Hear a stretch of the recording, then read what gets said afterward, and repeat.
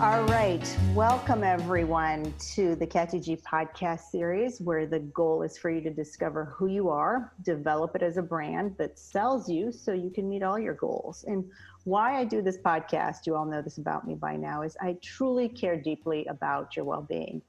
As professionals, lawyers, CPAs, whatever you're doing, and as humans. And I really have my own moments, like we all do. Who would say they're perfect? No one. And I have my ugly moments where I don't feel 100%. And so we're all in the same boat together as professionals. And so I think it's important for us to do this podcast so people can learn from one another. And boy, do I have a treat for you guys today. You know how I'm always talking about collaborative and dynamic brands win, and people with purpose, brands with purpose truly win. So today we're really, really fortunate to have Susie Hoffman. She's a partner at Crowell Moring in Washington, D.C., and she just became the president of the Washington, D.C. Bar for the 2019-2020 term. And we're going to be talking to Susie today about all sorts of things related to this material, because I think she's a fabulous role model for so many of us. So welcome, Susie. Such a privilege and a blessing to have you. Oh, well, it's a pleasure to be here and join you and your listeners. Thank you so much. So, Susie, I always say everyone has a story. And I call it our personal connection story. And I always say, this is the story you use to connect with people. And you just have such a vibrant personality, and you just seem so sincere and so down to earth. And that's truly a compliment. So besides being a fellow Hoosier like me and having gone to Indiana University and being a member of the DC Bar like me, tell us a little bit about your background, and specifically maybe answer for us, because it's the number one question I ask lawyers. Why did you become a lawyer? So, like so many people, when they completed their law school application, I became a lawyer because I wanted to make a difference in the world. I wanted to change the world. I came from a background, a strong volunteering background in my childhood, a strong religious background. And I think because of that, I wanted to do something with my life that had meaning. And when I was in undergrad at Indiana University, I had an internship in the juvenile probation department. I was trying to decide whether I could make that difference through being a social worker or being a lawyer. So I shadowed somebody who was a probation officer in juvenile probation, and he also he went to court. His background was in sociology. After that experience, my takeaway was that the legal part of it had a lot more impact, was more powerful than the social work aspect. And at that moment, I felt I can make a bigger difference if I get legal tools, legal skills. And so that motivated me to go to law school and to try to find a path to make a difference. I got it. What a beautiful story. You seem so clear on that, which is often what we talk to lawyers about.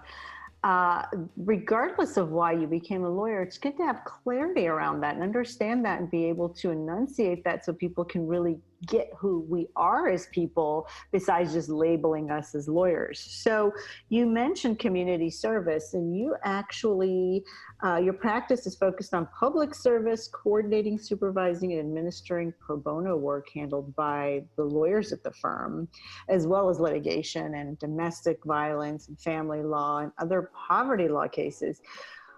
How are you so passionate, and maybe you touched on it, but if you can add more to it, the pro bono and true service side of practice, because I really think it's something all of us could be doing more of, and I'm sure you do too.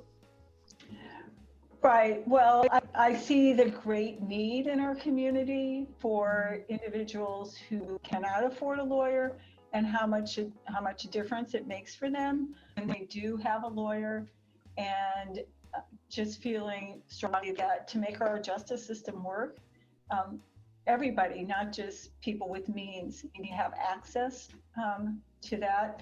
And then on the other level, I started out as an associate at a large firm. even though I wanted to go into public interest law directly, but to be honest, the jobs were very competitive. And I couldn't get a job at legal aid right out of law school. So to pay the bills, I went to a law firm, and then sort of to feed my soul, I did pro bono and I did some outside volunteer work.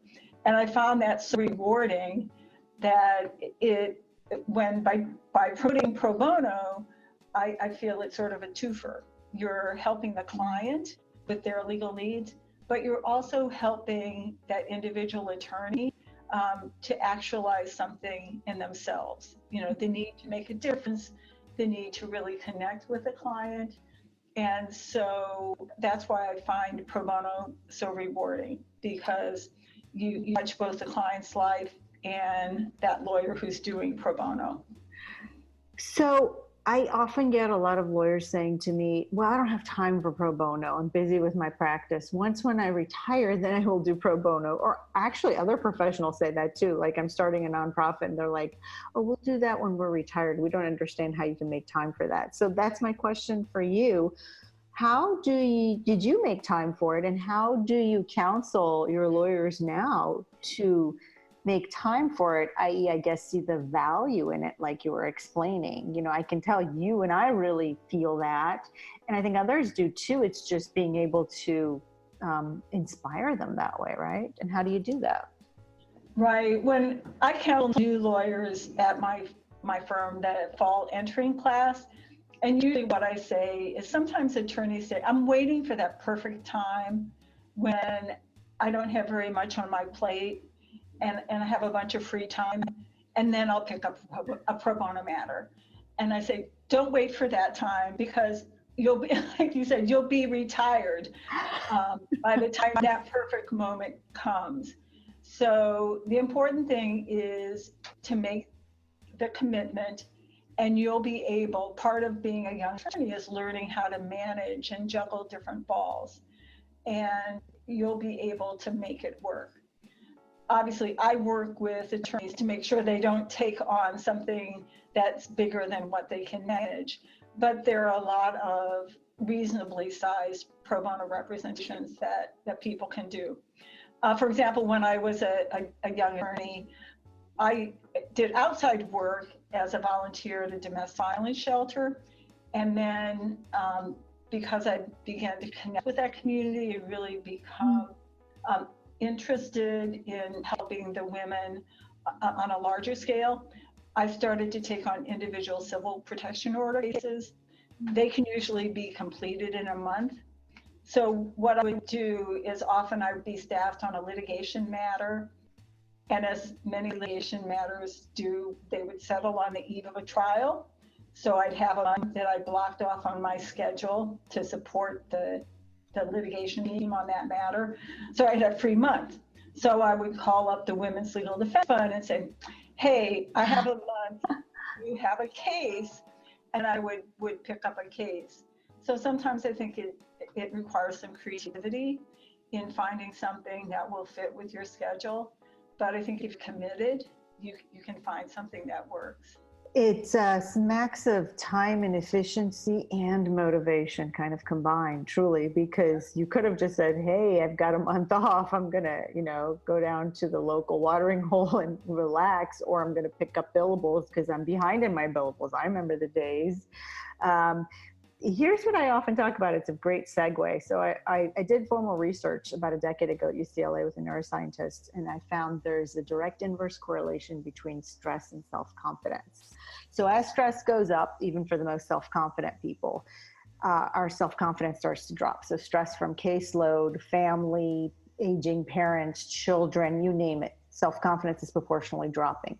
As that happens, I say our brand value diminishes, which really means we're not emotionally resonating with our audience. That means no one's buying anything we're selling them, including how great we are at legal services. How do you find you have the mindset from back then, to harmonize time and stress and self-confidence particularly, I find my research shows women, we struggle with that more than men, unfortunately. So how do you have that mindset? Did you have it then? And then how do you cultivate that right now? And what's your plans for doing that? What a great position you're in at the DC bar to be able to do that for all lawyers, including your own lawyers at the firm. Well, I often find that I get energized by my clients. Whenever I work with a client, say a domestic violence survivor, in getting a protection order, I'm always inspired by their courage, their tenacity, their ability to sort of fight the odds. And then when I look at the stresses in my life, they're like so much less than what they're coping with.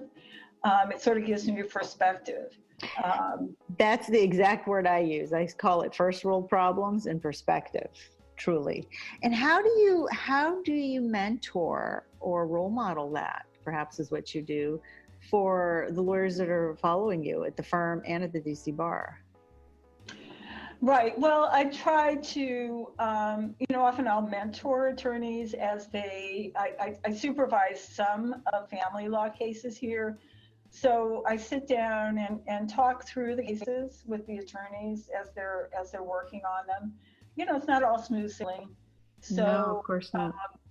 So sometimes when they hit bumps, we try to talk through that. I try to give them perspective of what that person's life is like. Say, for example, if they're having a difficulty getting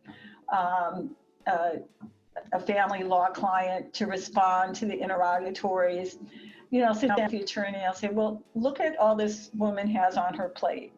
She's got 2 kids, she's trying to work. To get here, she has to take 3 buses. So she might be late, she's juggling a lot. And I try to give them some perspective on what, walk a mile in her shoes. Mm-hmm. And 2, I think that also then helps them appreciate the client's struggle and how much they have to overcome to engage the legal system. I think what you're referring to is what I often call empathy. Really having compassion and putting ourselves in other people's shoes. And it's hard to do, right? It sounds like you do it very naturally, and others can too. It's just something I actually often teach people, because we forget, right, to step in somebody else's shoes. You don't have to agree with them. You don't have to like their decision, but empathy allows you to represent them fairly, because you can see what it's like to be them without ever needing the sympathy to be in that position. And I think that's something that as lawyers, when we humanize others, we feel good about ourselves and we're able to bring our best foot forward. And I think you truly role model that. And it's so important that other lawyers, whether they're with the DC bar or anywhere else, I think, in the country, really feel that. But some call it tactical empathy. I just call it empathy, of just knowing what it's like to be that other person, just because you can just potentially see what it could be like to be in the person's shoes. That's fantastic. Well, one thing that I did here at the firm that I'm very proud of was the Pulse nightclub shooting in Orlando, I think that 3 years ago. And at the time it happened, our managing partner came to me and said, the firm's going to make a contribution to a couple different organizations down there, but we'd like to do something in our pro bono program. Do you have some ideas? And so I thought it was really important, since that was an attack that was focused on the LGBT community, to do something that would raise awareness about the LGBT community, gay and lesbian individuals, and the challenges that they faced. So I went to some of our local providers, legal services providers that provide services to LGBT individuals, and looked at the greatest area of need. And it turned out to be in the immigration area. So what we ended up doing was each practice group in our firm committed to take on 1 LGBT asylum case within a year of the Pulse nightclub shooting. Wow. So what that resulted in was a large number of attorneys that never done asylum law before, or really did not have that much awareness about the LGBT community. And so to me, it was amazing. I had partners from, say, for example, the International Trade Group who would come up to me and say, you know, my client's from the South African country, and he said it's actually illegal in that country to be gay.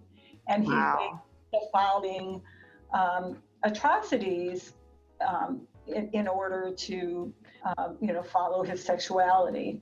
So I like when you were saying building empathy and awareness, I saw that in spades from individuals who really sort of expanded their mindset and expanded their empathy and really learned a lot more about their community.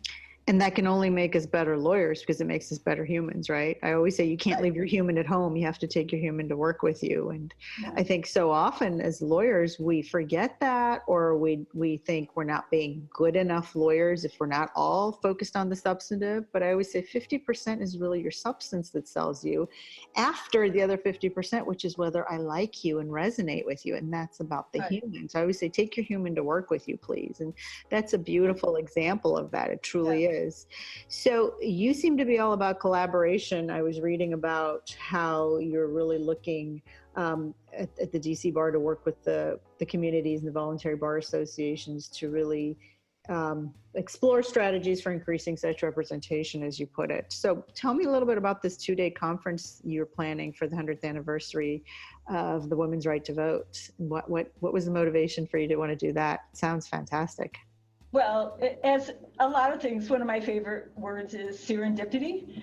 So I think there is a bit of serendipity involved. Is at the time I was asked to run for bar president, I really didn't, was not aware, it didn't click that my bar year would coincide with the anniversary of the passage of the Ninth Amendment. And soon after I was elected, I had friends that said, the centennial of the 19th Amendment is coming up. I want to plan a bike ride. I want to do this. And I started to think about it. And it was actually the program staff at the bar came up with the idea of a conference. And years ago, the bar had conferences. And when the recession hit, that practice subsided, and they thought it was time to bring it back. And they thought it would be a great event to celebrate, was to sort of focus on the 19th Amendment. So, and I, of course, embraced it because I was excited as a woman about celebrating its passage and, what it meant for women. So is it coming up then? So it will, the work is coming up. The event actually, the conference is slated to be held June 25th and June 26th of 2020. Ah, beautiful. So we got a whole year to look forward to it and plan it. Right. And we are, I'm realizing how much advance time you really need to plan, plan adequately. And it's going to be a lot of different tracks of CLE programming, and I hope, fascinating panels. Well, I'm there as an immigrant from a country where if I had stayed, I probably would not have had any rights, much less the right to vote as a woman. I totally appreciate that, and I'm grateful every day. So I look forward to it, and I hope my listeners who are able to attend will get you information later. And so if there's one thing you think every attorney should know, what would that be? I would say to be authentic. And I think particularly it's important for women. When I started out as a woman litigator, the role models in my firm were very, quote, male. They wore suits and they were, they modeled male. And I was really eager for a different role model. my litigation style is one of my, I would say, sincerity, so that when I talk with a judge, I feel like I'm not presenting argument. I feel like I'm talking and I'm trying to explain with sincerity what my client's position is and what we're asking the court for. So I think I found my authentic self that enabled me to be an effective litigator. When I first started out, I thought I had to be, like sort of the Perry Mason, the flamboyant or the manly litigator. So I think particularly for women, it's important to find, whether you're a litigator or a counselor, problem solver, is to find sort of your authentic voice and let that come through. I completely agree with you. I often say authentic brands win, but that really means authentic people win, because at the end of the day, all we have is who we are. Now, I remember those days of being a young DC lawyer as well, and every woman was putting on a pantsuit and we were strapping down our chests just so we could be like men. And I would always be like, I don't want to be a man. I'm not sure that doesn't make sense for me. Right. But I would get a lot of women, and I still do to this day, go, well, how am I going to be credible if I'm not the way that they expect me to be, I guess. So what do you say to the women that think their credibility is tied to being, I don't even know how to phrase it, I guess being like men or not being their authentic self? How did you find that the two came together? Like the court still took you seriously as a litigator and you were just being yourself, right? Right. I think you have to follow your gut and have results. I mean, I ended up in court with, being successful on arguments, being credible, finding that clients respected my approach. And so part of it is just hanging in and coming up with results.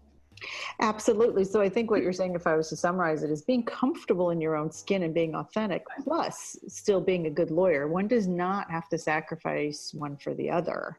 And that was my experience as a lawyer as well. And I think you portray that really well. That's a beautiful thing for everyone to know. So if you had a magic wand and got to wave it at the end of your term plus 2 years, say, in 3 years, where would the DC bar community be as a result of your leadership? Is that a fair question to ask? Sure. I mean, and again, a magic wand that no holds barred. Yep. Really pie in the sky is that every pro se litigant in our DC Superior Court had representation from a pro bono lawyer, that virtually every lawyer in private practice was any government service, because government lawyers are now also able to do pro bono, would know the joy of having a pro bono client and making a difference. Wow. And again, that's a magic wand. Hey, kind of world. If we don't live in that magic wand kind of world, reality comes from desire, and desire comes really from having a vision and aspiring to something. So how would you like to be remembered at the end of the bar term? I often stop and think about that, and I'm not president of the ABA, I'm chair of a division, but I often think about how I want to have my impact be. So how would you like to be remembered? I would like to be remembered as the ultimate access to justice advocate. That's lovely. So with that, what is this pea spread that you make? Tell me about your pea spread. Oh, the world peace banana bread. So I'll tell you a story. You have part of the story if you want. It used to be Susie's banana bread. And every year I host 2 Irish exchange students that are part of this. It's called the Washington Ireland Program for Service and Leadership. And it started out to try to bridge the gap between Catholic and Protestant students in Northern Ireland and in the Republic, to have them start working and collaborating over the summer with the hope that when they became future leaders, they would help move their country towards greater collaboration and further away from the troubles. So one summer I had two students visiting with me, one from Northern Ireland and one from the Republic. One was Catholic, one was Protestant, and they were great students. At the end of the summer, at the host family farewell, they give sort of joke prizes to each host parent. Like one host parent was awarded the host parent who most hated Trump. My award was the host parent most likely to achieve world peace through banana bread. And so when the students, both my students, because I make banana bread all the time, it's always in my kitchen. I had it for breakfast this morning. So they said, Susie, email us your banana bread recipe. We're missing it. This was when they were back in Ireland. Oh. So I pulled up my banana bread recipe and I changed the name from Susie's Banana Bread to World Peace Banana Bread. And I mailed it to them. And so that's been the name on my banana bread recipe ever since on my computer. So when people ask for it, and I'll email you a copy. I would love that. Banana bread. So that's how the name came about, and it stuck. And then the other part of the story, I don't know if this is in the Bar magazine, but as part of the president's reception, the president-elect it works with the DC Bar Pro Bono Center development staff to raise money to support the DC Bar Pro Bono Center. So when I was at the Board of Governors meeting, we said we want everybody on the board to make a contribution to the DC Bar Pro Bono Center. And I said, and the first 5 people who donate will get a complimentary loaf of World Peace Banana Bread. So I was busy baking, and I actually ended up baking more than 5 loaves because, there was some debate about whose contribution came in before somebody else. So there was a fight over the banana bread. So I'm hoping that was some very expensive banana bread for world peace. Oh yeah. Somebody gave $7,500. Yes. I hope they shellac that banana bread and stare at it. No, I'm just kidding. It sounds awesome. Yeah, I think that person. I think I threw in a loaf of pumpkin walnut. Well, I love bananas and I'm a foodie, so send your recipe over. I will give you full accolades, and that's an awesome story. So I want to end on that note then. What a better place to end than World Peace Banana Bread. And, I think it's a beautiful example of you just being you. People think, well, how do I have to act when I'm president of the DC Bar? Well, you act like yourself, and that's another great example. And these stories are so enriching. And just think, listeners, if people didn't know about Susie's Banana Bread, you wouldn't see this facet of her. And do you think any less of her as a lawyer? Of course not. But you understand more about her now, and the likability factor increases. And for those of us in DC, when I was on the Hill, when the political season rolled around, that was the rating we were most looking for. Is his likability rating up or down? Meaning, how likely is he to win the election? So there's no difference between that and us being lawyers and human beings. So Susie's likability rating goes through the roof when we talk about banana bread, in my opinion. And so with that, I would like to thank all of my listeners for joining me again for another edition of the Katy G podcast. I hope you took away some beautiful examples for your own brand and got to see a great brand in action. And if you're interested in what Susie and the DC Bar is doing, they're a dynamic group of people truly making a difference within the community, of which I'm very proud to be a member. But please go check out the DC Bar website and learn from them. And if you're able to become a member, do so. Otherwise, we look forward to continuing the collaboration with the Law Practice Division at the ABA and everyone and anyone who wants to collaborate with us, including the DC Bar. And I thank you for your time, Susie. I truly do. All right, all my listeners. It's been a great pleasure. Thank you. Happy baking. That's right.